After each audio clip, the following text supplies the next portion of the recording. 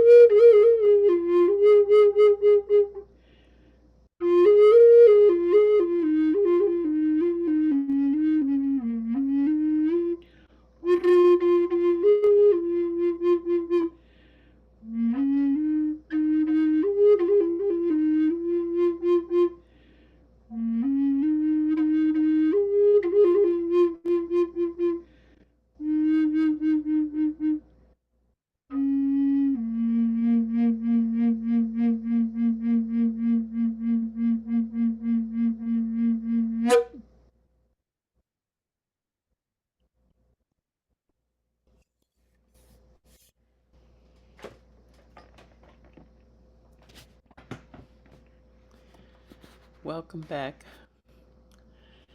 Glad to see you all today. It's a nice day. Um, I'm getting a message here. It says, confirm your speaking language. Okay, I've never seen that before. Um, just briefly, our our speaker next month is Althea Watson, who has had a couple of near-death experiences and has a great deal to share. She does all kinds of various things with her talent. Um, and and I also want to remind you, if you can possibly donate, go to chicagoians.org and the donate page would tell you how to do that. We don't charge because I think this information is so important that it needs to be available to everyone. But but we do have ongoing monthly expenses, which we are not meeting since we've been on Zoom. So if you can contribute anything, we appreciate it very much. So now, um, we've actually, I said I would introduce her, Vicky, but Vicky knows more about Julie than I do because she's been studying with her.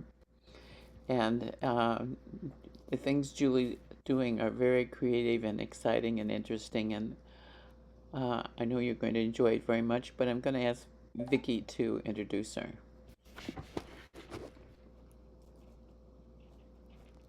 You get that? Did you hear me, Vicky? I did, Diane. Thank you. You caught me a little off guard because I don't know too much of Julie's history other than she's incredibly talented as a medium. She's had a near-death experience, which I think she will talk to us about today, but I know she works on her own as well with Michael Shane, who are physical phenomena mediums, as well as incredible reader. She's just very, very talented. So I'm going to let Julie tell your story. And if you'd like to put questions in the chat, she can answer them after she's finished, and Diane can read the questions. So thank you for being with us today, Julie. Thank you so much for the opportunity, and I'm so happy to be here with everyone today. I really feel I feel very honored because I know this is important work, and we all have important stories to share. So I never used to think mine was so unusual until I got a little older. So I'll start out when I was younger, but I do want to say if there's something that I'm saying and you have a question pertaining to what I'm talking about, you can go ahead and put a question in. It won't catch me off guard. So then Diane can read the questions as they come. And also, if some can wait till later, that's fine. Okay. But so I was born and raised in Chicago in the area. And I started seeing spirit at about 3 to 4 years old. We lived in a lot of different apartment buildings in Chicago. And the one time in particular, the very first time I saw the man that I later knew was one of my main guides, I thought it was the boogeyman at 3 or 4. He was always at my door to the bedroom, and I only always saw his profile. And his derby hat was very that was what I recognized first. So it scared me. I told my sisters because there were 3 of us sleeping in the bedroom together, and they didn't see it and they didn't believe me. So I got to where for a long time I would go in my mother's room because I was afraid to sleep in my room because he was always there. But as I got a little older, I had a very close relationship with animals too. Animals were always coming to me, like naturally coming to me. Um, especially cats. And then after I got a little bit older, I would say 5 or 6, I started to see lights, spirit lights, as I know them to be now, spirit lights and orbs. So these were always around. I could see them when other people couldn't.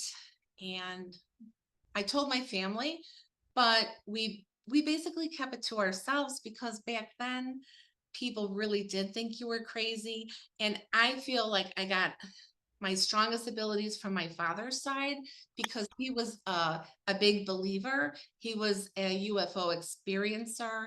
He believed in all the UFO theories that had come through. And so we knew not to take it outside of the family. But my sisters would think it was fun because I also had a lot of telekinesis energy. So sometimes a cabinet door could open and close, or lights would go on and off, especially if we were outdoors. Lights, if I went under the street light, they would pull me under and say, "Oh, watch this." And of course, the lights would go off. And then when they pull me back away from it, the lights would come back on. So that was something that it was just common for me. I was also able to feel energy, like if I was going into someone's house, even like when I would touch the railing, the old metal railings that go up to houses, I could feel the energy pulsing through my hands. And then I could usually tell if it was like a happy home or not a happy home just by feeling that energy. And I didn't like it. And I didn't know that other people couldn't pick up what I was picking up. To me, it was just natural. So let's see. I pretty much had a normal childhood. There were 5 kids. My mom babysat because she didn't work. So she always watched other people's kids who did work or helped them out. So there was always a lot of children around. Pretty much I was the youngest. So I now know they were my guides, but I call them my friends, my invisible friends. So when I was playing by myself and outside, it was always someplace that looked like it was made out of crystal, like white crystal or ice. So to me, I felt like I was on an ice mountain playing. But now I realize it was probably crystal. So they kept me busy. I never felt alone, although I was always playing alone. I've always been more of a loner because I would pick up other people's energy, and that caused me to have a lot of anxiety. So we all know that anxiety comes with mediumship or opening up to your senses. So pretty much through puberty and my early high school years, I use my intuition and I use my knowing on who to be near and who not to be near. So that helped me. But it went down a little bit because I think naturally, as so many things are changing and happening in your physical body, you're not noticing your psychic impressions as much just because your mind is busy. But so I got married young. I got married at 18. And that's when I had more time to focus and focus on myself, and more was coming. More was coming. My first child, I wound up having to have a C-section in a Catholic hospital. And I remember, have my hands out on the board on the surgical table. And there was a nun who came, and it felt perfectly normal to me because there was actually a convent on the property near the hospital. So I didn't think anything of it. And I was scared to death because in those days, they didn't let anybody in with you. So this nun came and I saw her and she said, "Do you want me to hold your hand?" And I said, "Yes."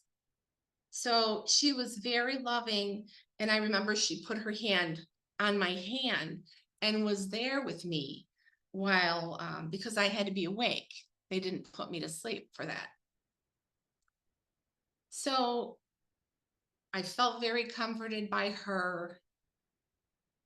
She was there almost throughout the whole time until they put my daughter on my chest. And after that, I kind of like lost attention to her, and all attention was on the baby. So anyway, after that, when they took the baby, I noticed she was gone, and I asked the nurse, I said, "Where's the nun?" And they said, "What nun? There wasn't a nun here." So I now know, because I have a spirit painting of her, that she was also one of my guides. So she was very, it helped me a lot. She helped me a lot during that time. So my first marriage was very rocky because my husband was Greek Orthodox, and he was very embarrassed by my abilities, and he did not want me to practice. He thought it was, it was taboo. It was the devil's work. So I got a lot of slack for that. So again, I had to downplay my abilities, keep it secret. I had another child, and then when I had my third child, this is when like everything shifted and everything changed for me and intensified. It was that third delivery. I had went to the hospital, really, I think they told me like 5:30 in the morning, be there. So it was at a local Chicago area hospital. And I guess there had been like 9 or 10 shootings that night, and the whole staff had been up all night working. But so I got in place, and I remember being prepped for surgery. Everybody seemed kind of frantic because they were up all night, they were tired. So I don't know if it was more the overdosing or my body changing and I became sensitized. I mean, I really don't know, but I know that now I'm hypersensitive to everything, and I don't even take anything because I have so many reactions. So this particular time, I remember as soon as they had given me an epidural, as soon as I laid down, I just started feeling almost like being like sucked up, or like in a vacuum, if that makes sense. Just like my whole body being pulled up with one breath. And I just remember seeing golden light. And I never did make it all the way up. That's the thing. I never did make it all the way up to where someone else told me to come back. I just said, no, I have things to do, really loud. And it seemed like a couple more minutes, but I mean, I don't know how long it was, but then I felt my body get like slammed back. Like I got slammed back into my body. And it kind of felt like, if you're sleeping and you might be astral traveling, how sometimes you get woke up because you're coming back into your body too fast. So it was kind of like that, but a really hard landing. And then I remember when I opened my eyes, everybody was over me and everybody was squeezing the IV bags, trying to get my blood pressure back up. So, and then they took the baby out right away, and I wasn't even, it was like really quick after that. Of course, they were trying to save the baby in case something happened. But I just remember that feeling in how open, and it's almost like every nerve in my body was raw, like so sensitive. Everything, lights, I was so sensitive to everything. And after that, my body changed. It seemed like my whole metabolism changed. I could hear people's thoughts that I didn't want to hear, just without having to tap in. So all of my senses were so acute. It was astounding. So again, there started coming more anxiety with that. Learning to step back with it, learning to try to control it. And of course, I had 3 children to keep me busy. So I went to all other types of doctors about my allergies and everything I was reacting to. Whatever they would test me with, I was having reactions.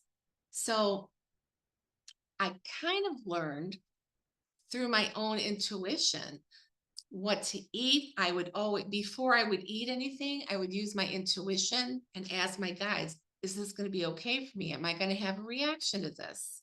So I've basically spent the rest of my life since then intuiting into almost everything I eat because I'm so hypersensitive. So I don't know if any of you have food allergies, but sometimes the reactions are pretty bad. So, and I had quite a few reactions after that, where now I carry an EpiPen. But so, and the funny thing about that birth was it was August 7th. So it was he was 7 pounds, 7 ounces, born at 7 o'clock. So there were so many sevens. So a lot of synchronicities with numbers.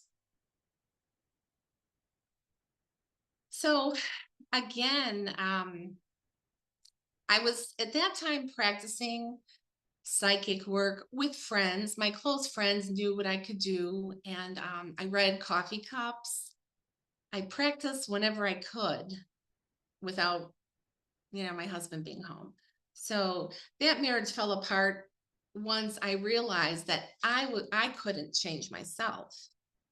I needed to step into my abilities, and I didn't need to keep, hiding myself for him to be happy or for other people not to feel out of place. But still, in those days, there really wasn't anywhere to go to school for much training. Nothing was online. We didn't have internet. I didn't have time or money to go to Arthur Findlay College because that was like a whole nother world away. And I had these kids I had to take care of. So I really just found people who mostly in those days were into astrology.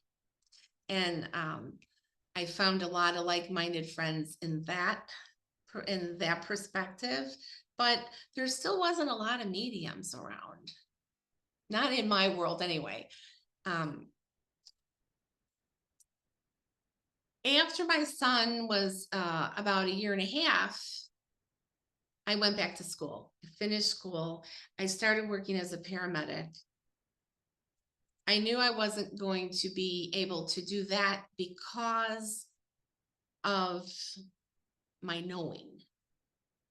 It was very, it was almost too much because when you're very empathetic, you're feeling other people's pain. You're feeling what they're going through. So it was hard to do that and do the work on them. So anyway, I was offered a job at one of the local hospitals, and it was in the nursery. Then it evolved to the Pediatric Surgical Heart Unit. And there I stayed for 26 years because it was a good fit. I worked night shift for a lot of those years and saw a lot of spirits on night shift when the hospital was dark and empty. So during that time, it was really a good segue for me to learn about grief, healing. I saw a lot of patients transition. And it's very, I felt very honored to be just able to witness that and to understand it, to understand what was happening. There were even times when some people would come in before their surgery. Maybe they had had an echocardiogram and they knew that their child might have a defect of some sort. So they would do a walkthrough sometimes in the unit. And there were times when it's like I was connecting with the child. I could feel and know if some were going to make it and some were not, so that I didn't like being able to know that. And I didn't like,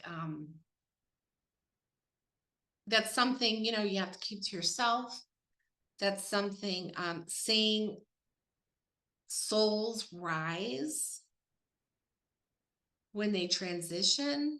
I mean, it was like an honor, but at that time, I was a divorced mom and I had 3 kids and I could not let people know the full capacity of what I was seeing, because, you know, there was a lot of that happening at that time in those days. And, you know, another thing, I would never want to impose on anyone else's grief, because that was for them to have that time with their family. But it's like I was the outsider looking in, and when I could help or do something, I would.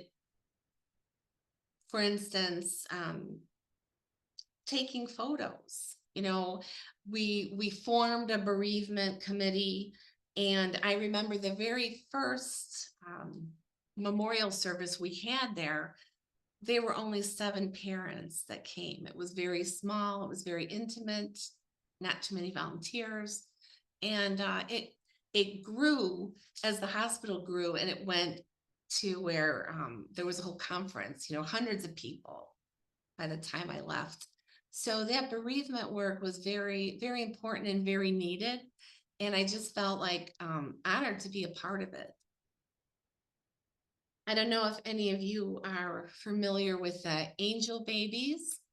That's a group of women that do sewing, and they take donated bridal gowns, and they make wonderful baptismal gowns, or gowns for infants who were stillborn. So I was part of that, and I helped collect, and it helped a lot of the moms who had lost their children. You know, they would donate, and I think it helped their grief. It helped them give something back. It was something they could do, that process. So trying to think here. So I mean, that was just dealing with the families, seeing what they were going through, seeing what I was seeing. It was I had a lot of spiritual growth working there. So right before I retired, one of my other sons, well, my first son, the one I had my near-death experience with, he was 21 at the time. He had bought a motorcycle, and he had a girlfriend, and he had let his girlfriend take his car that day. So he was riding his motorcycle to work, and he was involved in an accident, and it was like a 3 or 4 pileup of cars, and his leg was cut off in the accident. So, you know, he basically was bleeding to death. And thank God for some helpers that had been in the Army and, you know, took their clothes off and tried to make a tourniquet until the paramedics arrived. But he was actually brought into the hospital where I work as a DOA, a John Doe, and with no pulse, unconscious. And I often think, thank God I wasn't working that day, because I don't know, you know, what could I have done sooner, but the wonderful trauma teams there saved his life. I got to see him, and I knew how bad it was because of his hemoglobin of like 5. And so that's when I made a deal with my guides. And I had never worked publicly. I never intended to work publicly as a medium or a psychic, but I knew that if they would let my son live, I promised that it would change, it would be different, and I would help as many people as I could. So they must have accepted my offer, because like 3 surgeries later, he started doing better. I mean, he had all kind of internal injuries, and luckily for him, in his case, he did not remember. he had, well, all kind of lacerated, almost every organ in his body was lacerated. And of course, they had to amputate even more on his leg because of everything being cut and ripped. But they said he had a huge pulmonary embolism. So we'll never know if that caused him part of the accident from him going unconscious, or if that was caused from the trauma, because it could have been caused from all that trauma as well. But so he has no recollection of that. But I just want to say that he is thriving. He got a prosthetic leg being young. He never even went to physical therapy. He was a trooper, and he's married now with 5 children. So his girlfriend that he lent that car to, I mean, that's so traumatic when you're that young. You know, they stayed together. So I had to keep my promise, of course. And it was hard because, again, I thought I didn't have, I was looking down on myself because I thought I didn't have enough training. I thought I needed to be trained. I thought I needed more, but so I did. By that time, there were a few people that I could get some training through. And so I started working and doing just very low-key psychic work. Well, then my 4th son had an incident, and he actually had a terrible thing happen at a music festival in Michigan. And it was a drug overdose and mismanagement. And so he did remember. He did make it through, but it's a long recovery for him because of the amount of synthetics and things that were put in this, whatever drink it was. Okay. So when he came back from his near-death experience, he had information for me. He was talking about people he saw, and he had never met these people. His grandfather that he had never met, and he told me, he said, he told me, you're going to understand and you're going to explain it all to me. So from the people who he talked to, I of course knew, and I knew from finally like getting a lawyer to get some of the paramedic reports, I knew what had happened.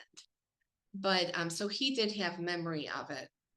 And he was so blown wide open from probably, you know, whatever was in that drug cocktail, and also the NDE, that people really have a hard time coming back and getting normalized when they have experiences like this. So then I knew, okay, you know, the universe keeps throwing things at you, right? Keep throwing things at you until you really do what you're supposed to do. Even though I was stepping out, I was doing a little bit of work after the second time. And before this happened to my son, he was at college. He was doing excellent. He was an athlete. I mean, really doing well. But his picture at home, it was on underneath the TV. It kept turning around. Like, I would go to work, I worked long hours, I come back the next day, this picture was turned around again. And I kept trying to rationalize that.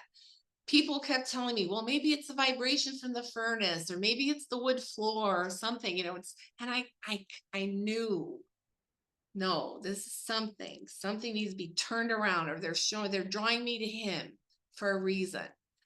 So that was the reason this was coming. And so after that, I just learned, and I just didn't care what anybody thought. what anybody said about me. I had to do what I had to do. So I went, I studied with James Van Praagh. That was a great time. He helped me a lot with understanding a lot of things that I didn't know about the spirit world, and a lot of things about myself and how to handle like being so open, because to be so open all the time isn't good. It's almost like you're running your car, letting the gas go and go and go. I mean, sooner or later, you're going to burn yourself out. So, and that was the way I was getting. I don't exactly know what the machine's called, but there's something where you can go and you put your hand on there and they analyze your adrenals and the energy in the adrenal system. So mine were like so low. So, and that's something I teach, and Vicky knows, like all the time, make sure you're turning yourself off and opening up and then closing down, because otherwise it's gonna hurt your body, your physical body, because when you're working with psychic energy or mediumship energy, it's moving through your adrenal system, starts up and down your spinal system, and then it branches out and it goes through all of your organs. So it's very important to shut down. So I decided to retire from work and just do mediumship. I joined before I stopped, I was starting. So by the time I retired, I had already started sitting in a circle.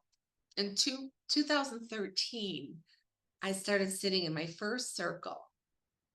And it wasn't necessarily a physical mediumship circle. It was just regular mediumship, I thought. Well, after about 2 weeks, physical things started happening. I was having some levitation, lots of knockings, lots of noises, and everyone could hear it. So that's the thing about physical mediumship. Everyone that you're with can experience it objectively. So everybody could hear, everybody saw. The levitation happened because we were all supposed to ask spirit a question on a billet and fold it up and put it in a basket. So when it came to my turn,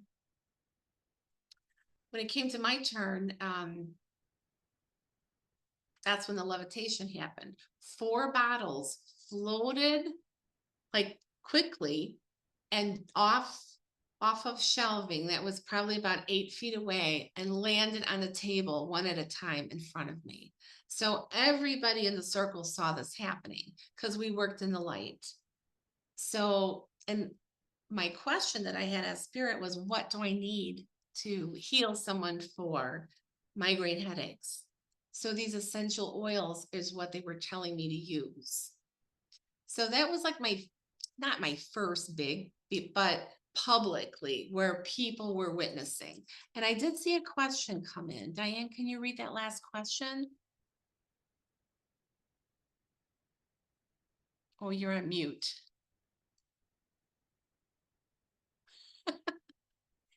Okay, that's better.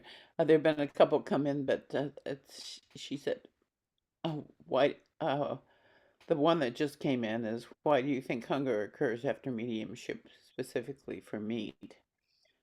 Um, Oh, because you're using so much energy. yeah. Yeah. And also, it's the way to ground yourself, because once you eat, I always like to eat either chocolate or something like, even sometimes I'll make a baked potato because it's something that grows in the ground and it's very grounding, because you need to ground yourself. Hmm. It's very important and it's very helpful. Good. So, I think the other questions can wait. They weren't to do with what you were saying. okay. We'll Okay. catch them later. Yeah. So within that circle, within 6 months, almost everybody dropped out because they were afraid of the physical things that were happening. We were working in a metaphysical shop after hours, like 6 p.m. in the evening. It wasn't that late, But when I would come, all kind of knockings, the lights would go crazy, tappings. It really was phenomenal. So, do I connect with spirits of people? Yes, I do. So both ways, with the mental mediumship and with physical mediumship. Although we don't specifically ask for loved ones to come in the physical mediumship. I will get to that in a little while because we do. I always ask with the physical mediumship because there's always a group of at least 20. I always ask if someone's going to come through, just whoever has the greatest need. So maybe just one spirit, because they usually materialize. It's not just a voice message. It's a materialized spirit that usually will take, will call the loved one up to the cabinet. And cabinet is what a physical medium sits in. So we sit in a space, it's about 4 feet by 4 feet. Some mediums work differently, and they might use like a small tent and sit in it. And the reason we sit like that is because the idea is you want to condense the energy. And that's why in our classes, even for mental mediumship, in my classes, I teach people, you don't have to make a cabinet, but sit in a closet, sit in a small space in the dark. And why? It's because you experience that sensory deprivation. With that sensory deprivation, you take away, you're able to pick up easier. You're able to notice the chills when a guide or a spirit comes near. Does that make sense? So that is called sitting in the power. So it's very much like it is a form of meditation, and I also call it sitting with your own soul, because I want people to sit with their own soul first and to continue to do that so that you really get to know your own energy. So that when you're so familiar with your own energy, you will notice when others come through.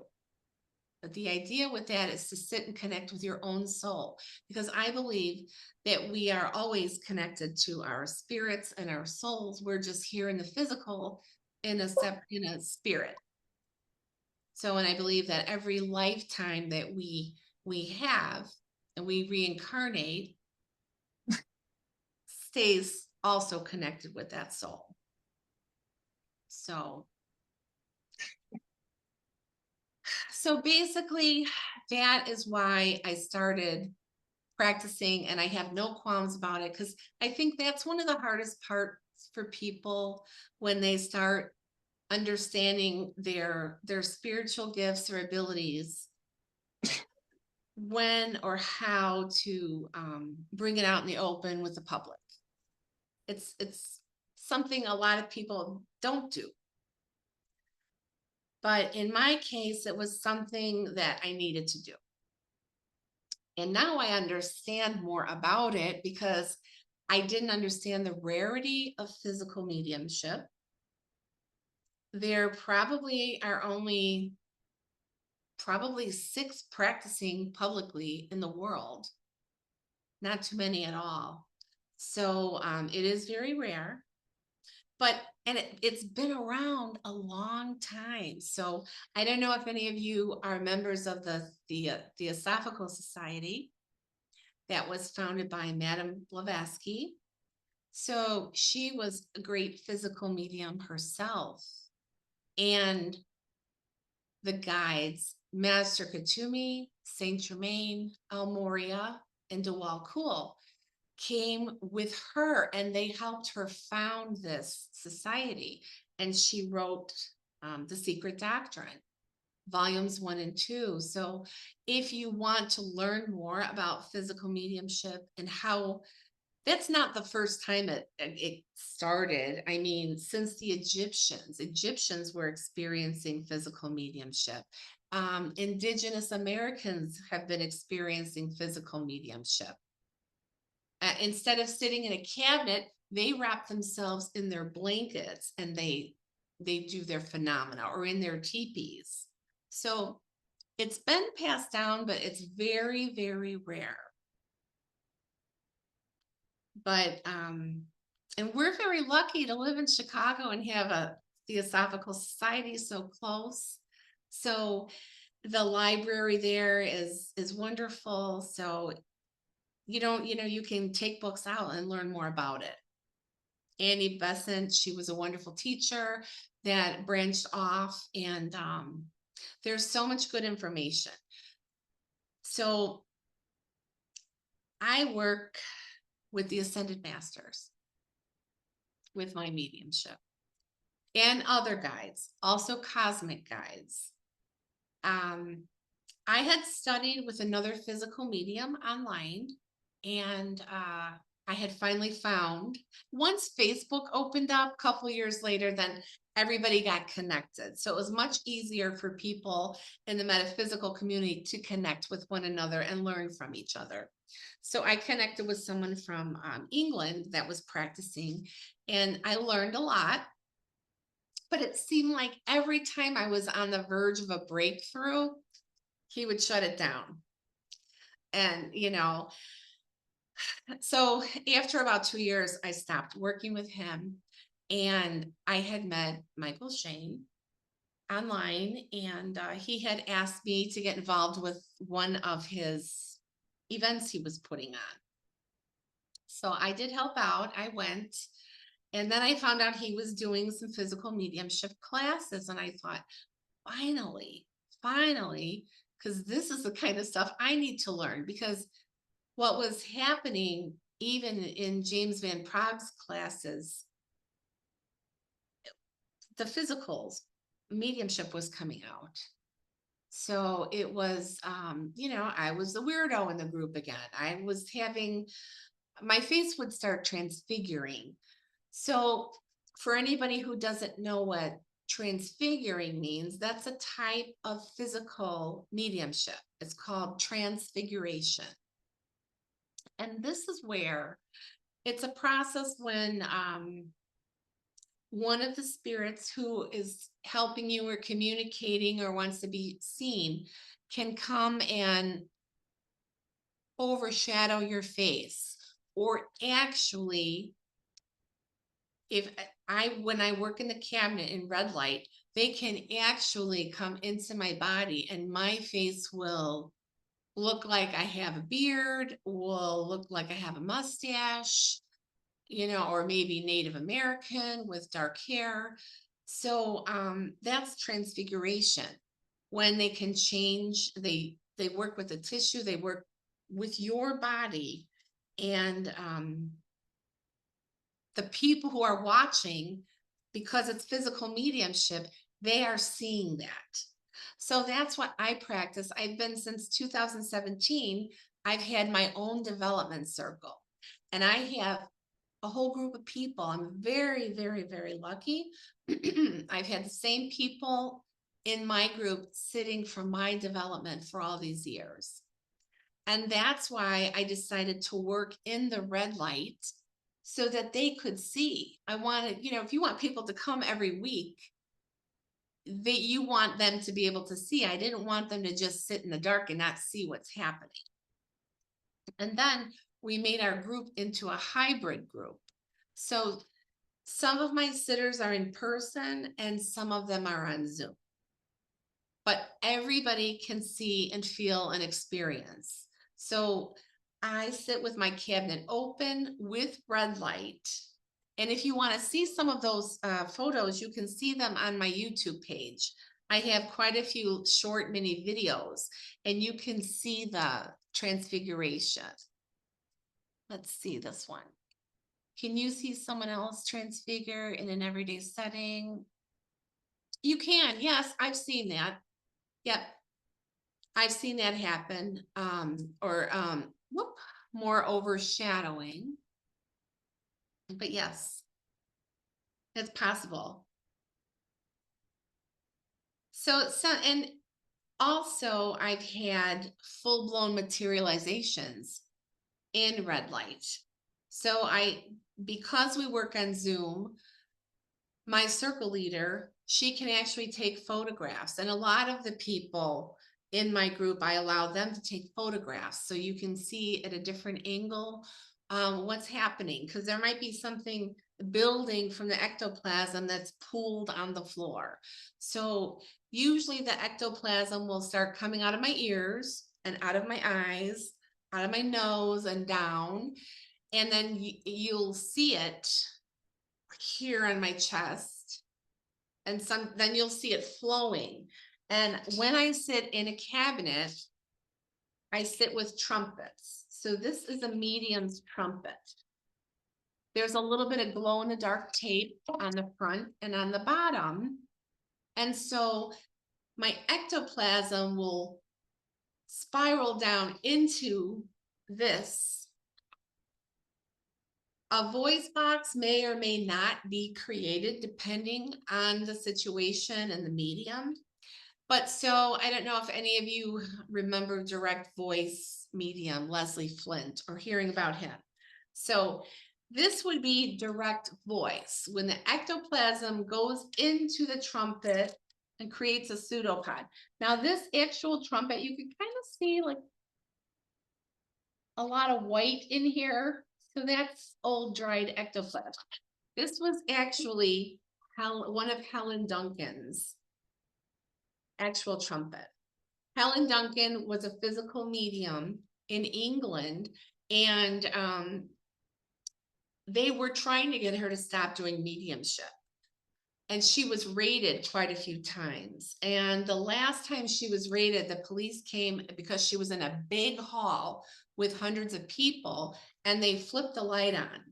And when you flip the light on, when someone is extruding ectoplasm, that's actually coming out of their bodies, being produced from their organs, their pancreas. So it has the rubber band effect. So it snaps back into the medium's body and could damage your organs. So ectoplasm is very sensitive to light, and that's why 90% of mediums need to work in the dark who are materialization mediums, because ectoplasm starts disintegrating in the light. In some of my pictures, it shows maybe a materialized body, but by the time they snap the picture and my red light is up above, you can see half the body. You'll see the feet, the legs, the form, and maybe up to the chest, because the light is disintegrating it.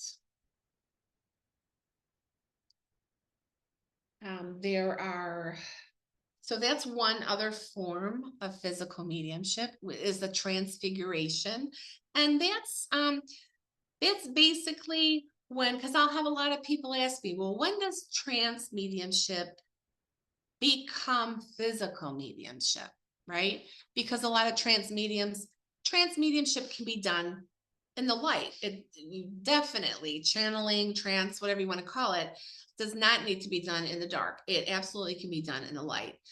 When trance becomes physical is when the spirits start manipulating your bone structure and facial structure. That's when it starts to become physical mediumship.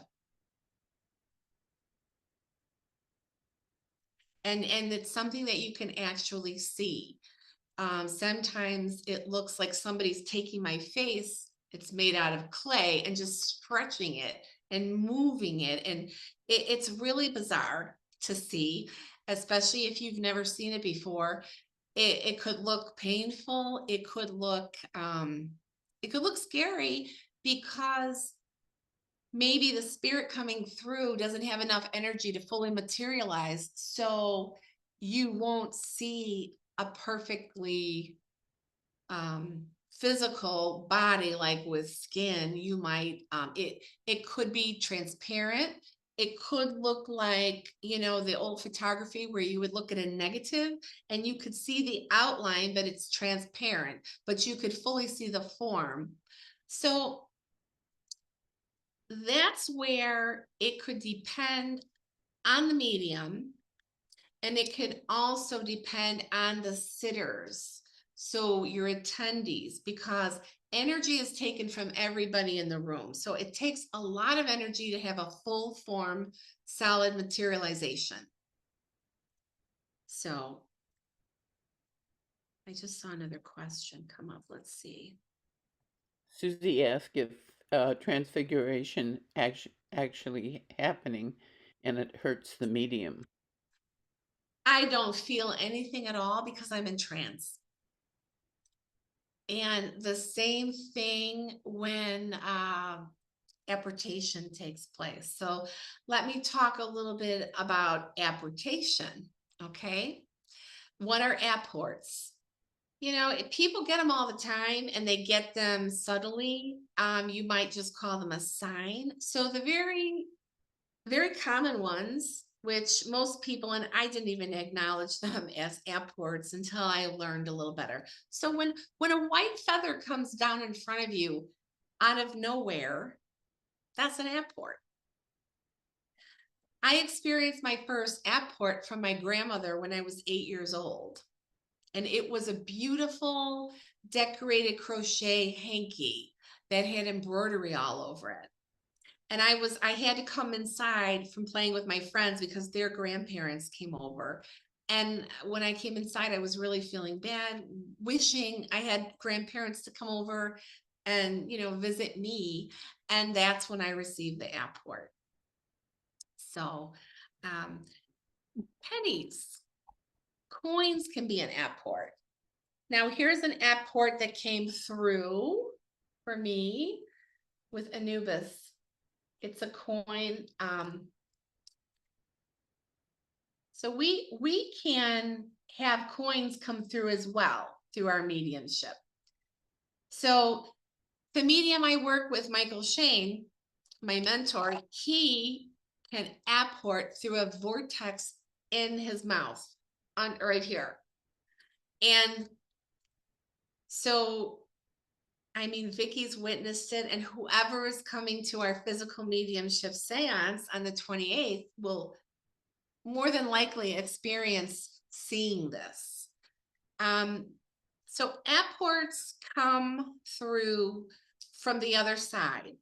They're any kind of material object that arrives suddenly and mysteriously, and are gifts from the spirit world. So most of the time, my apports are formed from my ectoplasm. So my ectoplasm will start coming out of the cabinet I'm sitting in. And mind you, when we do a physical mediumship event, we are zip tied to chairs. So we want people to know that whatever phenomena you're experiencing is not coming from us. So we are literally tied to the chair we're sitting in, and also tape on the mouth. And in Michael's case, he actually doesn't drink water. He holds water in his mouth the duration of the seance with tape over his mouth. So can you imagine holding water in your mouth for an hour and a half with your mouth taped? And he's in trance without choking. The reason he does this is so people know the voices coming out of the trumpet are not his or not mine. They're true spirit voices. So while I'm sitting there in the chair, strapped in, my mouth taped, my ectoplasm is building and starts flowing out of the cabinet. Sometimes you can see it light up a room. It's almost like seeing northern lights around the ceiling of the room. Some people can see these lights. It causes a glow. So during the seance, as soon as there is enough ectoplasm all around the room, the spirits let them drop and everyone gets rained on, literally by gemstones. So maybe it's a good time now, Vicki, for you to show some of the gemstones. Fingers crossed, I know. But I can also show a couple gemstones. These are some apports, rubies, gemstones, crystals. They can be large. That's why we say, keep your eyes closed. Don't look up, because you could get hit with these beautiful stones. And yeah, there's that one right there. Is this one that came through. So these stones are gifts from the masters, from your loved ones, and they have healing properties in them. So nowadays we know that in our computers, crystals can be programmed with information, right? They can be programmed and information can also be extracted from them. So what's the point of these apports, people will say? Why do they come? What's the purpose? And they are programmed with information. Whoever gets certain ones, we give you a little message on who it's from and what to do with it. And there's so many people, they swear, the one reverend down in Indianapolis, 2 years ago we went and I did, I think it was like 800 apports had fallen all around the room. And he was probably like the 28th person. So at the end of the seance, when all the apports are collected and counted, I'll start passing them out, calling people up as they're seated.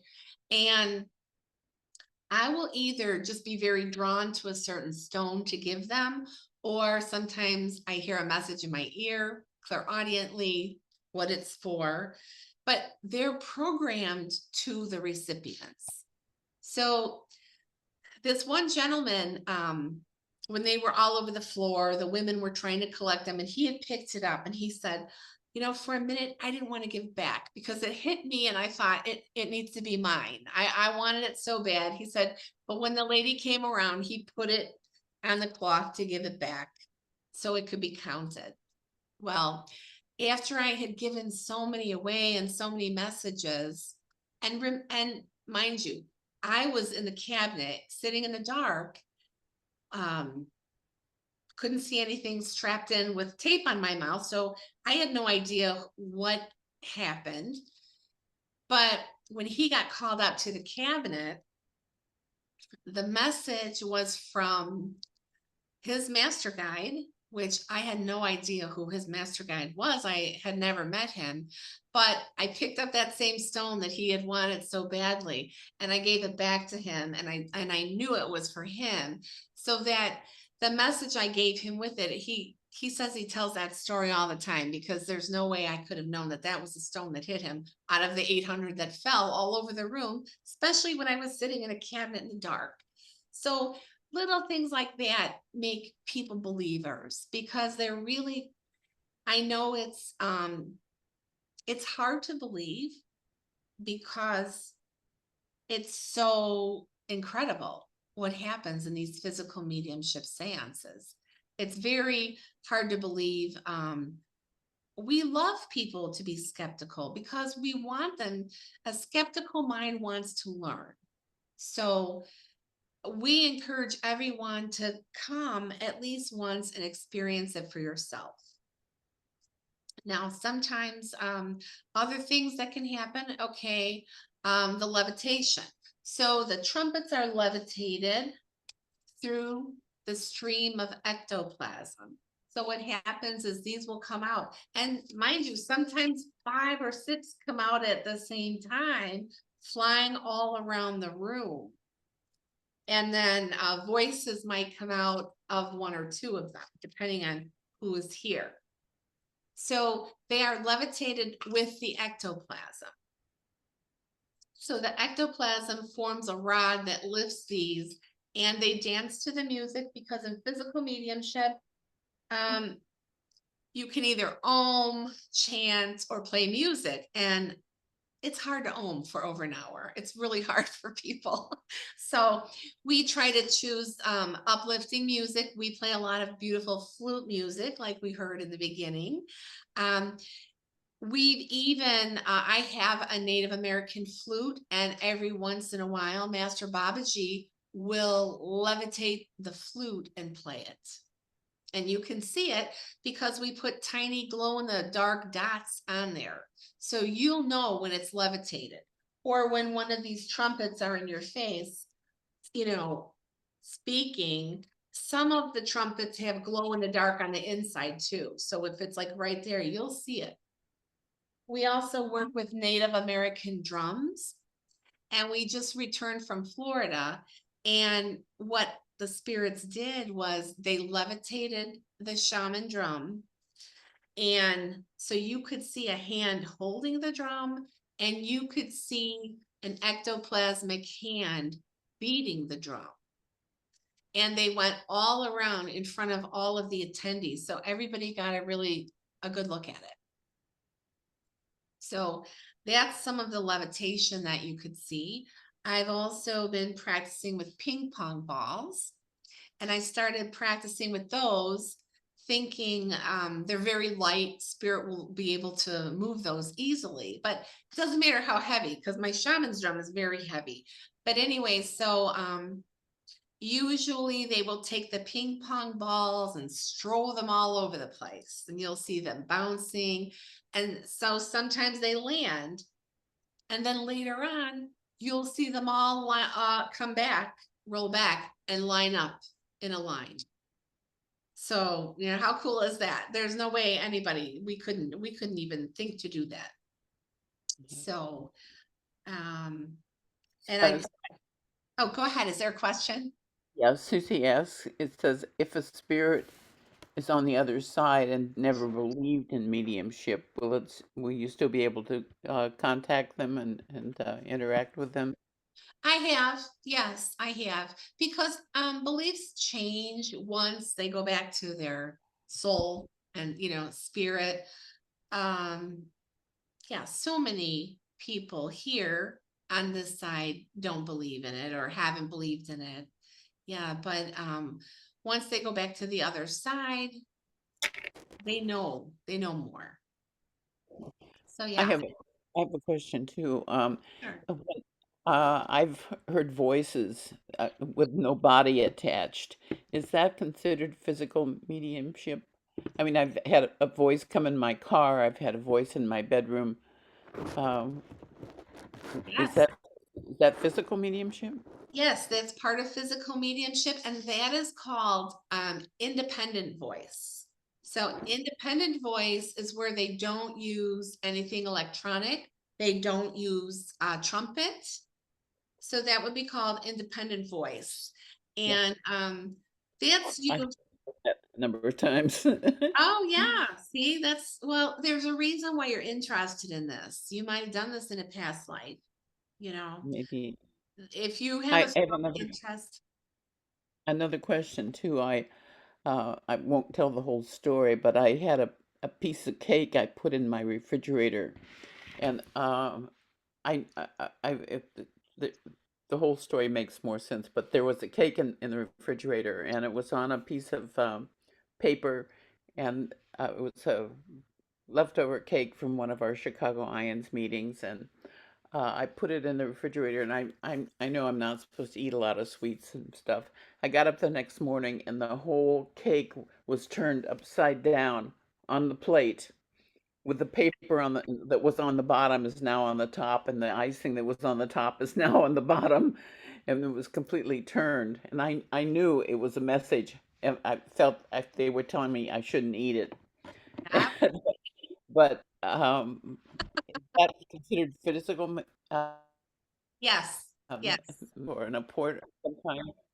Yeah, it's a form of physical mediumship because it's any actual movement, motion, or object in the third dimension that is moved or changed objectively, that you saw it with your physical eyes. You didn't just see it clairvoyantly, subjectively, you saw it objectively. Was and it was very changed.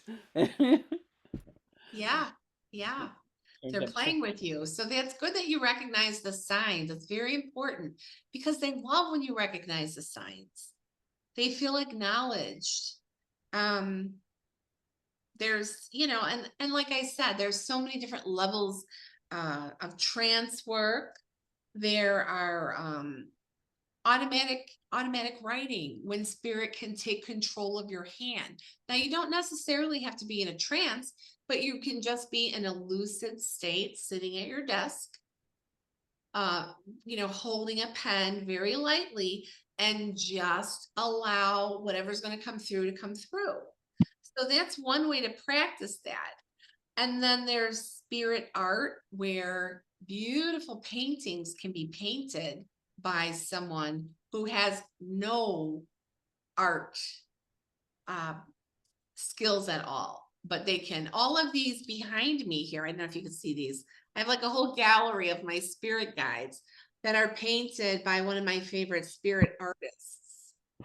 And she didn't come into her skills until she was 60. So what happened with her is she was getting the mail one day. She sat down with a pencil and a pile of mail in her hand, and all of a sudden, her husband said he thought she went to sleep. And when she woke up, there was this beautiful sketch, beautiful, on the other side of an envelope. And he's like, "Well, what's that?" And she was like, "Well," when she woke up, she's like, "I don't know. I couldn't have done that." And he said, "But you did. Your hand was moving." And after that, she started sitting, and now she does this beautiful paintings. So I think there was another question.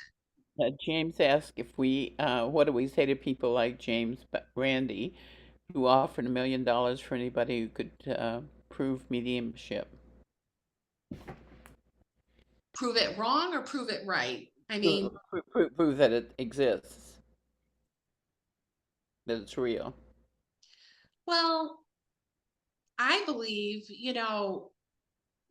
have them come to one of our seances, because there's been so many people who are skeptic, or who just have no idea even what it is. But when you experience it, I mean, I think he should be a seeker if he's wanting to prove something, and find it, because you can, like, for instance, we're going to work in Lilydale, which is the biggest spiritualist community, and we'll be there during the pre-season. Last season we taught every day physical mediumship. And so this time they're doing it a little different. They're going from psychic work up to physical mediumship. So we're going to be doing an event there, and then right down the street at the old president's house, who served for over 30 years, Neil, we're doing 3 sold out physical mediumship seances. So they're around, but they're very rare. People want to see it, and once you see it and you feel it, because don't forget, you're also going to feel spirit. You're going to get the tingles. You're going to feel spirit so strong when you have beings walking the room, because we have materialized masters walking the room. Sometimes people feel their robes going across their feet. And I mean, the potency of the energy really imbues everyone. I have a couple friends that are psychologists and therapists, and they come, and now they want to come all the time, because they tell me, "Oh my God, my work is getting so much better, or my readings have improved." Like, everything in their life has improved just by being in this spiritual energy. So it's very potent energy. Um, Susie asks, do you help people connect with someone on the other side at one of your mediumship events, or do you have private appointments to do that? I have private appointments for that. We do, since Michael and I have been working together, because that's more my forte, working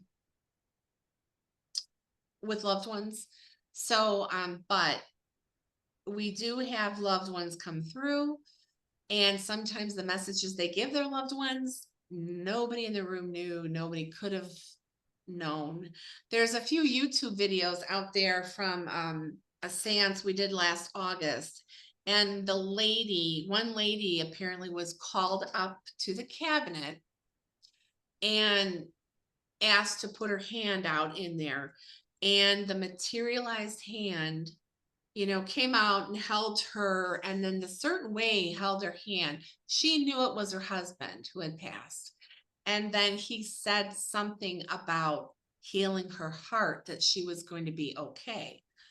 And not even any of her friends there that went with her knew that she had a congenital heart defect, and that she was having to go in for some valve replacements. And she was worried about it. And, her husband came in and gave her that message.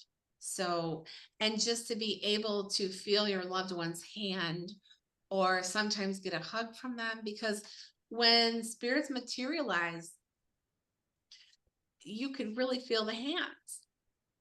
For instance, we do a healing seance.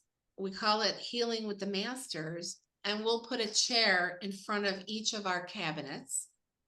And so everyone in the room gets a chance to come up and receive healing from these materialized beings. So in some cases, it's a form of psychic surgery. You can sometimes feel like if you need something extracted, or, people have all sorts of things that we have no idea what people have, but you will feel the masters come from behind. They'll come out of the cabinet and they'll put their hands on your shoulders or your spine, or they'll push you forward if you need something done on your back. Depending on what it is that you need. Sometimes they hold people's heads like this. But it's unbelievable, and people are changed after that. Once they feel those healing hands and they feel the energy and they get healed, it's amazing. Well, I know, Vicky, have you experienced the healing seance? I think Deborah Kaufman, you're here too, right? I mean, how does it feel to feel those materialized hands? It's like a true physical touch on your physical body. You can actually feel it. Yeah. It's amazing. It just, you're changed. Yeah. And Deborah, do you want to come off and say like something that you've experienced, how to change for you? I mean, Yes, I would love to. I was there during the Christmas seance, oh yeah. and that was an incredible experience. It was my first time, and I was totally blown away. I couldn't believe what was going on at that time. And Katumi came through for me, and he gave me a crystal as a gift and told me to go to Egypt. But as he was holding my hand, his hand was warm. He pressed the crystal into my hand very firmly, and I could feel his hand in the process of doing this. It was absolutely amazing and incredible. So Thank you. Thank you. So it's really hard to explain what it would feel like, but not only do you physically feel their hand, but you're being lit up energetically. You're getting chills head to toe. It's almost like a love electrical current happening. And, healings take place. Everybody always receives healing. Every single attendee, every seance, because that's what it's all about. Sarah just wrote report. She said, "I'm deeply Christian, as was my brother who transitioned." Right after his death, I began finding pennies everywhere in highly unlikely places. An example, at work, I found a trail of shiny new pennies up the emergency stairwell, out of the door, on my floor, and across the room. They stopped in front of my office. What are the odds? Experiences like this mean to me that there is no contradiction between any religion and spiritualism. Do you agree? I agree. Because, okay, so Jesus is an ascended master. He actually comes a lot and speaks in our seances. All the ascended masters, for instance, Buddha was Buddhist, Katumi was Hindu, Dawal Kul, who is one of my people who come through, he is Asian. They're all teaching the same message. They're all teaching the Christ consciousness. I'm very Christian. I was raised, and I don't believe in all the dogma, because I believe a lot of that was man-made by the politics, because church and religion used to be one, like in the Roman days. So a lot of the political dogma was transferred into, and I mean, the entire Bible, the King James Version, is just what they wanted people to know. There's a lot of it sitting in the Vatican about reincarnation, more about ascension, and how we are all masters in the making. We're all created in his image, right? And he was a mystic, a healer. So we are too. So, but I believe the politicians in those days wanted to control, which we see a lot of now still. And they didn't want us to know our true powers. But absolutely, no matter what religion you are, I feel like you'll be shown the way. Yes, everybody has an affinity for one or the other, or a little different, but that's why there's 144,000 ascended masters, and they can come through, and you'll feel good. You won't feel like it's not about doing anything wrong. It's about living your life till it's your fullest, and living really by the golden rule. And also, I believe, like, when Moses was given the 10 commandments, and the words were given and carved into stone with whatever, like laser, I mean, imagine what it took for this writing to happen in the stone. So for me, that was mediumship. That was power from God giving this, putting it into stone. So also in the Bible, it talks about the hand coming out of the cloud, right? Well, the cloud is ectoplasm, because people can be taught to produce more. Not everyone's going to be a physical medium, but there are processes that we teach that can help you produce more of it, and help you find your way in this process, because you'll never know what you can do unless you try. I mean, maybe you'll be a automatic handwriter, or maybe you'll be a spirit artist. You might not have as many apports, because the apports come from the other side. It's not like the medium is producing them.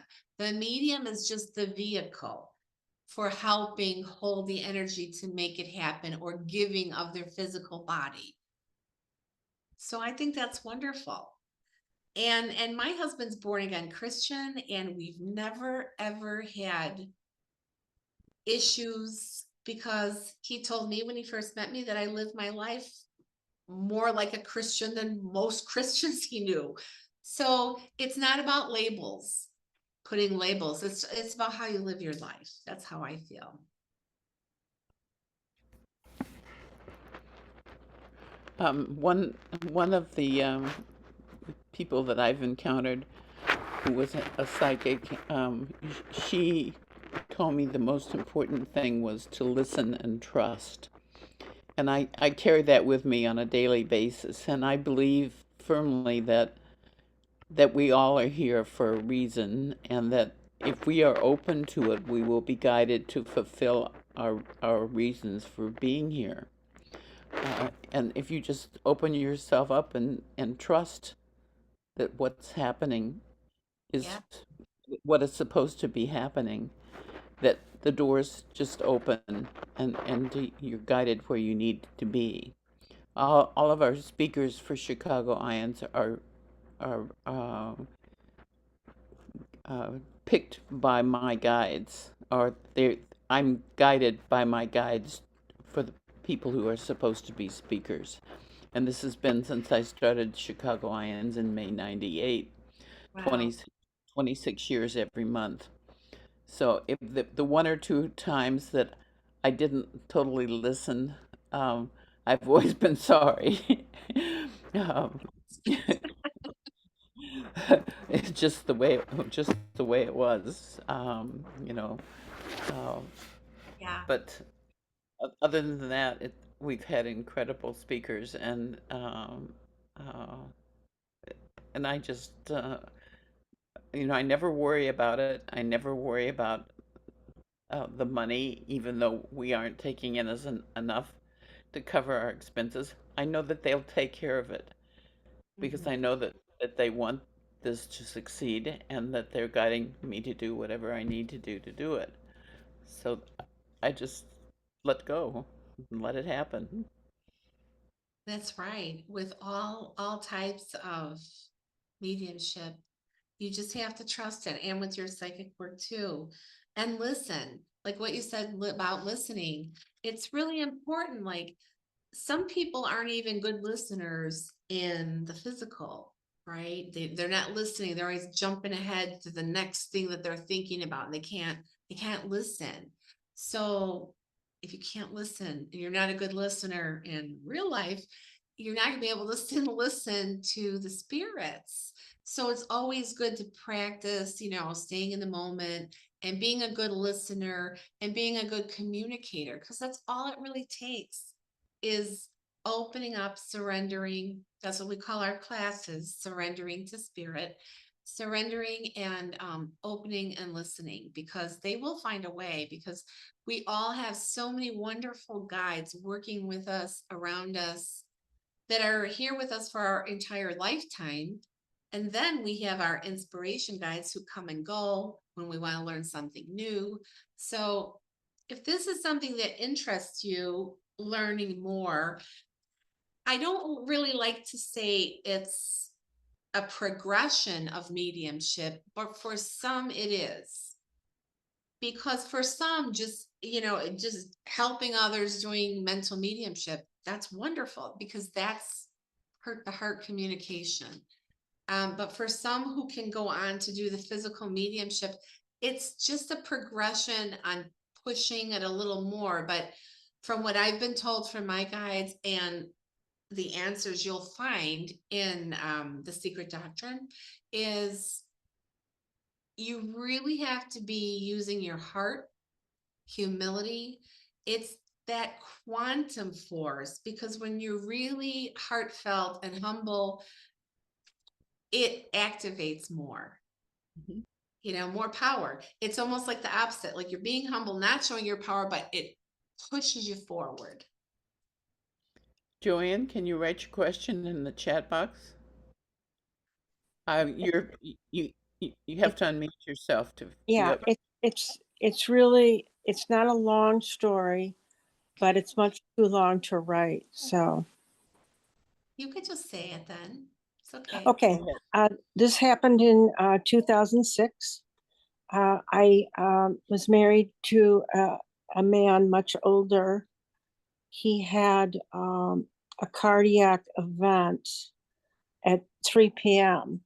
I called the paramedics and they took him to Evanston Hospital. I followed. The medical people stabilized him. I had to go to a meeting. This was before cell phones. So they said, go to your meeting. He's okay. So I went to my meeting. I called in at 8 p.m. on the dot. And they said, we want you to come down here, take your time. So I got in my car. I didn't think anything. I figured they want me to come, take my time. I got to Plaza del Lago by the lake, and I felt Jim's spirit rising up over Lake Michigan and up and out. And I knew he died. I knew it. So I got to the hospital and they put me in a little room, and then rationality kicked in. And then I saw 3 doctors come in white coats, and I knew he had died. They brought me in to see him. He was peaceful. They did a resuscitation, which I really hadn't wanted, but what are you going to do? So my question, one addendum. The death certificate came in several weeks later, and I looked on there to see when he had died, and it was 7/10. And I had my revelation about 8/10. My question to you, Julie, is, was that a real spiritual happening? Oh, I believe. So sometimes it takes a while for your total spirit to leave the physical body. Now people who work as death doulas know this. There are certain exercises or maneuvers you can help work with the body to help it release. But it's not, sometimes it's something that happens quick, but I've seen it take over an hour or 2. But usually in hospitals, they're going to record the time of when everything's shut off physically, But so you probably saw his spirit, and it could have taken that long for it to totally leave. Some of my hard disbelieving friends said, "Oh, Joanne, you knew that rationally. You finally figured it out when they said take your time. You realized, well, he's dead, so there's no rush." But I think that's a really negative view. Do you? Yeah, and listen, and you always have to trust yourself, right? You have to trust yourself, like we've been talking about, and trust what you feel, because that's your truth. And don't compare yourself to others. And one of the other great things I learned is what other people think of you is none of your business. Who No, no, cares? no. Thank you. Yeah, trust what you feel. Mhm. On our website, or on YouTube, we have over 100 lectures, recorded lectures from Chicago IANDS already on there. We're still putting more on, but there's one by a speaker. Her name was Phyllis Tickle, and Joanne, if you watch that, her husband was totally non-believer in all of this kind of thing. He was a pulmonologist, and she had her first near-death experience when she was in her early 20s with one of her first miscarriages, and her husband never believed in any of this. She said that's the only thing that they couldn't agree on. This is a very funny lecture, and she was a charming, wonderful woman who passed about 3 or 4 years ago. But I had her for a weekend, and I feel eternally blessed. She stayed at my house, and she was the original religion editor for Publishers Weekly magazine. And her husband tells a story related to this, Joanne. Um, at at the end of his life, one of his longtime patients passed and came to say goodbye. And she talks about this in her talk. So you might enjoy watching that and hearing what her husband had to say. I'll Um, definitely check that out. Yes. yeah. Oh, and I totally forgot to show some of the precipitated art. So these are two pieces of art that were produced through our mediumship. The artist that comes through to work with us is Monet, and these do look very much like his work. So there's several different types of precipitated art. These are also art that was produced by Hoyt Robinette. He does spirit art on a card. This is one of my guides that came through. And they also sign the back. Your loved ones sign the back of the card. And no human hands have touched these. This is all spirit putting pictures and paintings down. Now here you could almost see two faces, right? The boy and the boy's dog. And so this is one of my guides who showed himself as a younger boy. And his name is Keith Milton Reinhardt. And he is one of the most tested and produced physical mediums of all time. He passed in the 90s, but he's working in my mediumship. Here's another one. So beautiful, beautiful, different types of images. And if you want to learn a little bit more about precipitated art, because I'm personally working on, that's a goal for me to produce more precipitated art. And this is a great book, Portraits from Beyond. It's a great book. It tells you, it has a lot of samples about precipitated art. If anyone has ever been to Camp Chesterfield in the spiritualist camp in Indiana, they have a Het museum full of precipitated art, which you could also view online on YouTube. So you could, it's a tour of the museum and all the art.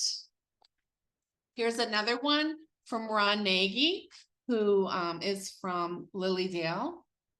There's a lot of beautiful artwork in here. And when What is the name of that book? Precipitated Spirit Paintings. And it's got a lot of the artwork that's in Lilydale and some of the processes on what the mediums did to have it produced. So I think 2 years ago now, we did a precipitated art seance in the light at Lilydale, and 4 pieces of artwork were produced. So that was amazing. 3 of them were Monet's, and then there was another piece that was someone's grandmother. And it was an exact replica of a photograph she remembered of her grandmother in the early 1900s. So, and at that time, we had paints put in our cabinets. We had brushes, but none of those were used. The paints were produced by the spirit artists themselves without using the paint or the brushes. So I think, Vicki, you were at my house right before Valentine's Day, and the precipitated art was produced, right? And you too, Deborah, right? So there's so much that the spirits can do to work with us, and they really want to show what they can do. And why they do it is to not only show you that the continuation of life, but how powerful we are, how powerful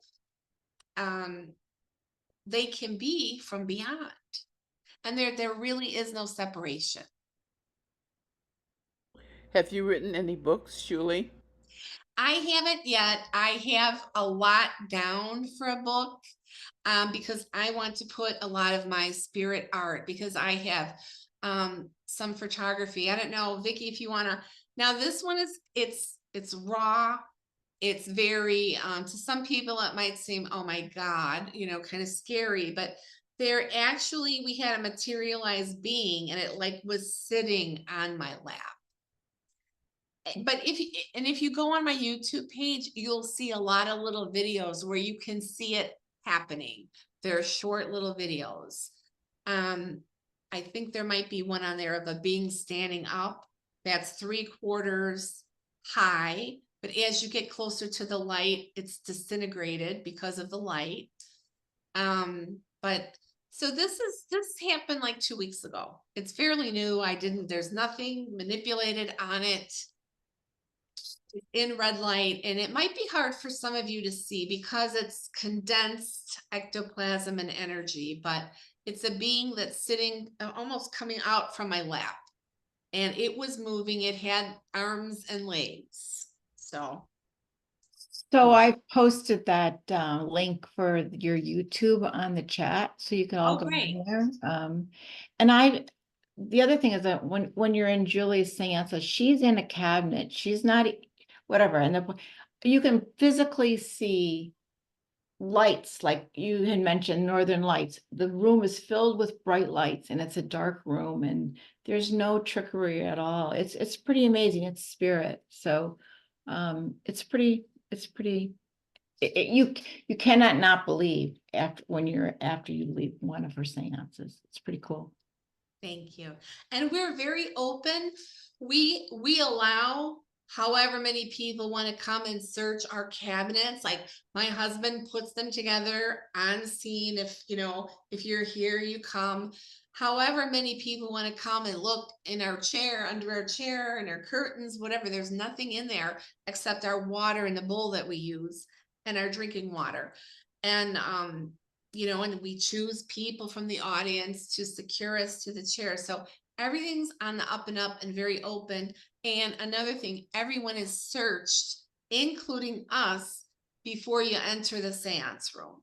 So we have a metal detector. So and we ask people not to wear jewelry because I don't want anybody throwing anything, and thinking that we're going to call something an airport. So that's the reason that we're so careful, because we want you to feel good about knowing that there is no trickery involved. I mean, we wouldn't be doing this for that. It is just to show that there's more. Ben asked if you could share some of your work with Saint Germain. Oh, yes. So Saint Germain, he comes through not as often as we would like, but when he does come through and speak, he was the very first one who spoke through my trumpet in seance. He has a very deep voice. He really is powerful and transformational. He works a lot with the apportations because his work was about alchemy, of course, and transformation and the violet flame. And we have affirmations that we say every time, prayers of protection, but the affirmations for teachings from Saint Germain, because he actually had many lifetimes. Many spiritual spirits are all Saint Germain's soul. Even Francis Bacon, who signed, the Declaration of Independence, that was one of Saint Germain's lives. He was a Mason. He was connected with the Knights Templar. He was also Pythagoras. So if you look at the greats of the Ascended Masters, they've had so many other lifetimes. He was, of course, involved with the founding of the Theosophical Society. And let me see what. He was Saint Assisi. I mean, he's had so many lives. So he comes in, he's very powerful. He does a lot of healing. He comes in, he generally does lecturing and teaching, and it's very powerful. He guided me to the store in Chicago. I was in Chicago once, and I was somebody was talking to me, guiding me to up and down these streets until I got to the store, and it was all about him. Oh, You know, wow. you know the store I'm talking about? I don't, but I don't know if it's still. Was it a Summit Lighthouse store? Because I know they have a lot of his teachings. The I It, Am it, Temple in the Loop. yeah, it was in the Loop area, not far from one of the train stations. And I Yeah. think I had taken the train down, and I was guided to walk directly to it. The whole store was about him, all books about him, and I knew that he was there, and I was being guided to that. Yes, that's wonderful. And so many of the masters have had lifetimes. I want to say it was John the Baptist too, but that I'm not positive with my memory. But so one of my master teachers is DeWalt Cool, and his lifetime was also Casper. So he was one of the three kings that came to baby Jesus's birth. And so they've all been connected with religion. They're all teaching the Christ consciousness. So it's really, you can believe in it all. Believing in this shouldn't interfere with your spiritual beliefs.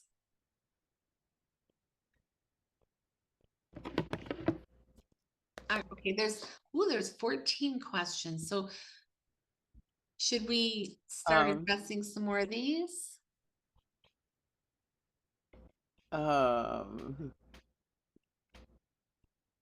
the last one, so he pushed an ATV that was sinking that I was on out of the ocean into the shore to save me.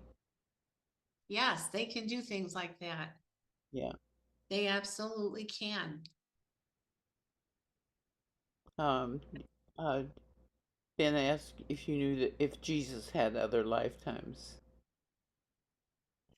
Sananda is Jesus also is the spirit. So Sananda was his life before Jesus. So yes, but the one I'm sure of is Ascended Master Sananda. So there are books on the and that you can order about the different ascended masters.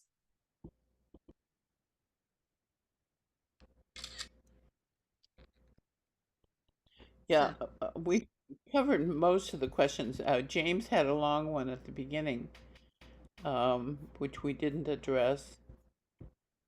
He said, are orbs the same thing as ectoplasm? Also, I've heard that advancing physical mediumship can decrease mental mediumship. Is it necessary to use a seance trumpet to well, let's produce physical mediumship, and how long do you think it takes to develop physical mediumship? So there's 4 questions there. yeah. So what was the first one then? Let's do that one first.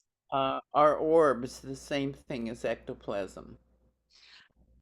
Orbs are spirits. So some can, we've had some orbs break off from the ectoplasm that's protruded from my body and show themselves, but orbs are spirits. So exactly what they're made of, all of them, I don't know. Light, a lot of energy, mostly energy, but we have in my seance room seen orb shaped little blobs of ectoplasm. And then he asks, he said he's heard that advancing physical mediumship can decrease mental mediumship. Well, everything is intention. So I do know that some mental mediums who decide to develop into physical mediums, they might put it off for a while, but every physical medium that I know does mental mediumship. It increases it, actually. while developing yourself, you might want to slow down and save your energy for your development. But I do readings all the time for mental mediumship, and I feel like it increases my connection. So Mm. He asks if it's necessary to use a seance trumpet to produce physical mediumship. no, not at all. This is just one aspect of physical mediumship. This helps create inside of here, if you're going to be having direct voice, the ectoplasm will go in and it will create a pseudopod, which is a replica of the medium's voice box. And that's what the spirits speak through when they're using direct voice. But there are a lot of physical mediums who do not use a trumpet or don't use it anymore. Kai Muga, who is here, who I hosted here, he doesn't use a trumpet anymore. They just stopped working for him, but he does produce apports. So I mean, there's so much other phenomena, and like we say, we have independent voice. When my Dual Cool comes in, you'll just hear it loudly in the center of the room. Everybody can hear it. He doesn't use the trumpet. So no, you don't need that specifically. It's good to have. I started using my trumpet, and my trumpet went up independently in a lighted room when I just first started studying, and I wasn't in a cabinet. So things can happen, but you don't need one. Well, I never had a trumpet, but these voices have popped in my space. Oh yeah. From somewhere else. They just come. What does that mean? Yeah. Yeah. I figured it was somebody trying to tell me something. Well, it is. This is spiritual voice, independent voice. Yeah. Whatever. And his last question is, how long do you think it takes to develop physical mediumship? That depends. It's just depends on the person. It's never quick, but it can be. I think it's just depending on your spiritual path, how much you've experienced. The very first time I sat for trance mediumship, I transfigured, and all of these faces came, and people were taking photos because they couldn't believe it. So people in the past, the Victorian days time, say, you hear people say, oh, it could take 10 years to develop. It could take, I think nowadays, spirits are using so many other types of energy. They're using real energy. They're using electronic energy. There's so many more waves available for them to use, and things are happening faster. Yeah. But you do still need to sit in the dark if you want to have materialization, and just to learn to sit with your soul and feel into it.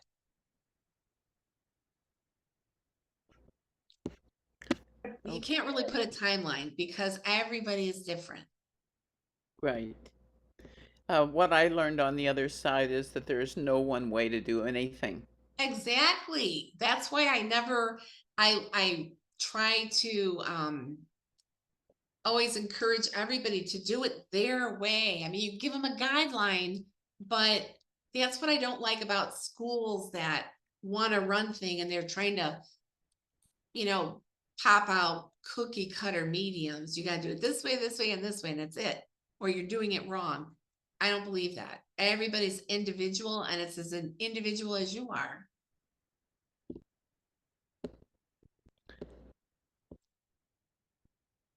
Okay, I think we've got a lot of the thing here. Edith Thank you, says Edith. thanks. You. Can't wait to attend another seance.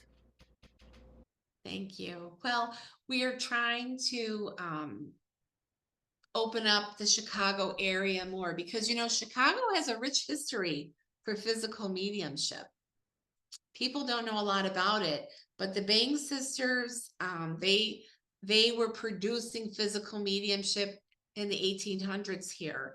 And so we really do have a rich history and we have so many wonderful places. So we are open to if anybody would like to be considered as a host to host it.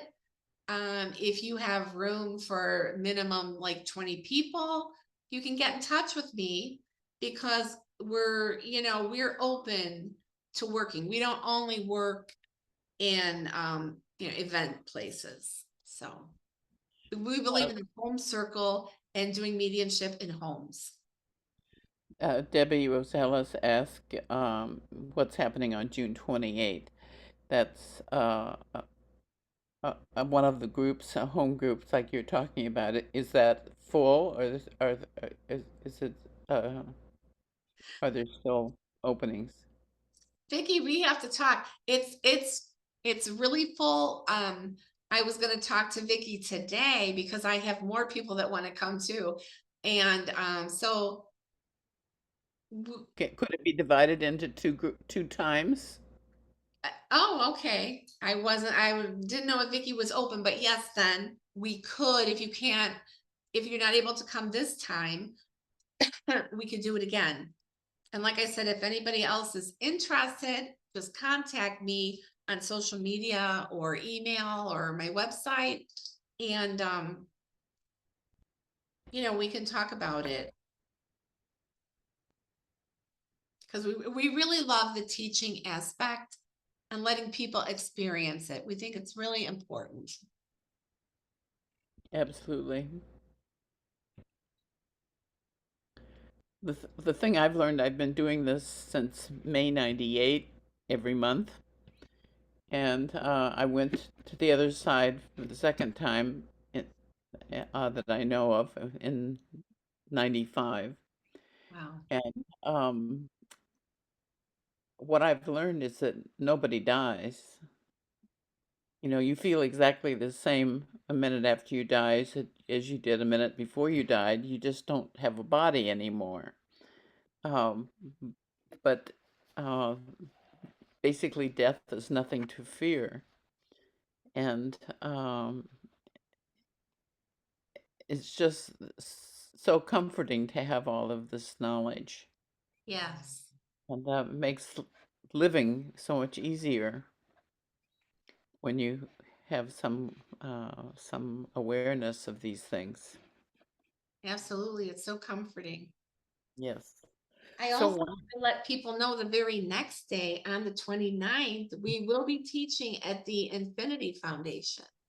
So I know a lot of people are coming into town for the seance at Vicky's, but this is a rare opportunity because physical mediumship has never been taught in a class. And it's a very, very low cost, as you know, Infinity Foundation.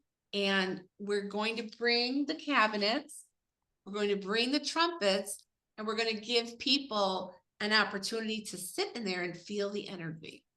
So that's the very next day. So if you want to experience it, it's a wonderful opportunity because we really don't set up shop like that except for in Lilydale or, somewhere like that. And next year, we're also going to be doing a seance on the sea. First time ever any physical mediums are going to be doing a seance on a cruise ship. So we have quite a few events planned. As you know, water is a conductor. And I myself have had 1,881 apports rain down in one sitting. So, and I think Michael has had a few more than that. But can you imagine on the water with all this extra energy, what's going to happen? So we're really looking forward to that. Plus, it's going to be a lot of fun. Someone has their hand up, Beverly. I don't know if she has a question. Beverly? Yes, thank you. My husband passed a few months ago, And recently, when I was at the Botanic Gardens, a friend of mine took a picture of me in front of one of the exhibits. And when we saw it later, he totally appeared. Totally. There was no doubt that it was him in the picture, just he and I, and a beautiful ray of light, white streaming light, went right to his heart. And I had been so disconsolate uh, from when he died. I wanted to go with him no matter what. I have no reason to live anymore. And someone in a healing session recently told me that he could see my tears and I was holding him back from his progress. Is that possible? I would never do such a thing. I'd never heard of that happening. I just wondered if you know if that's possible to stop someone from the other side making their own progress. Well, they do have feelings. I know, like I said, everything's possible. I've had stories like that. It's best to wish him well. Wish him well. Safe travels, because he's already communicating with you. That is a sign of physical mediumship. And I like what you said about that, because it's reminding me, even in some of this precipitated art, it could change over time. There's been portraits painted with maybe a woman with no necklace of a loved one. And then 6 months later, all of a sudden the necklace or the pearls will appear in the painting at a later time. So, that's kind of like what we're talking about with this precipitated art, or sitting. Sometimes we sit with film, and I know mediums have had spirits develop and come out on the film when the film would be developed. So there's all kinds of ways. So I think that's beautiful. And no, you would never intentionally hold your loved one back, but just let him know that, you're okay. He's letting you know he's okay. And you'll be hearing more from him. Yes. Could you tell me, is there anything wrong with somebody who just doesn't want to be here any longer on this planet and you want to go where your husband is or your loved one is? Is there anything wrong taking your own life? Well, I would, first of all, if you're having those feelings, I would suggest you speak to a professional. Okay. I'm not going to put judgment on anything, but I would advise you speak to a professional. Okay. Beverly, Thank you. something that I've learned, Beverly, is that there's not a single soul on this planet that doesn't have at least one guide. And we're helped to achieve the lessons that we signed up to learn here. And when the lessons are over, they help us go. So if you're still here, it's a good indication that there's a reason, that you still have some work to do that you haven't completed, that maybe you need to look into before you think of leaving. And Thank you. also, your husband might be wanting to work with you from the other side.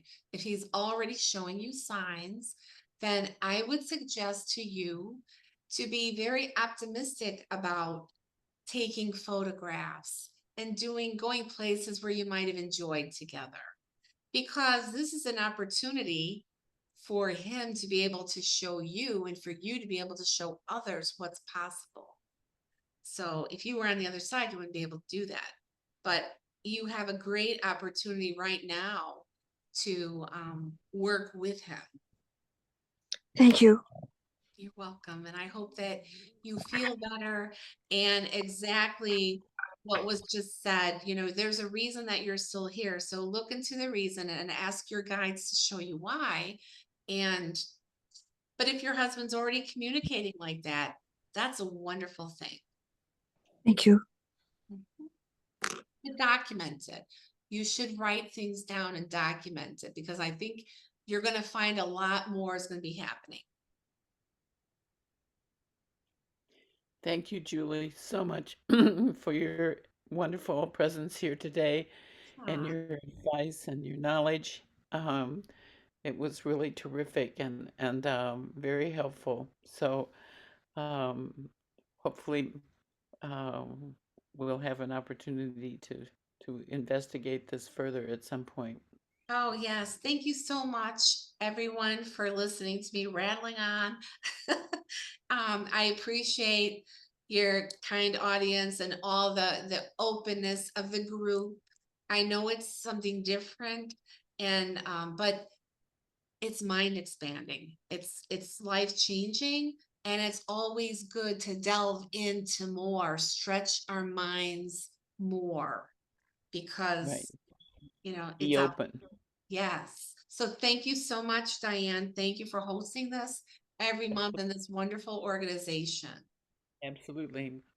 Wonderful. Don't forget, next month we have Althea Watson, who used to come to our meetings regularly. She's had a couple of near-death experiences. She also has some very good knowledge, and we'll enjoy having her. She's, for those who don't know, she's now moved to Arkansas, so she will be coming in from Arkansas. I mean, she'll be on Zoom from Arkansas next month. So, uh, hope to see you then. Thank you. Thank you, everyone. Bye-bye. Bye bye, everybody. Bye. Thank you, Diane. Thank Thank you. you, Vicky, for all your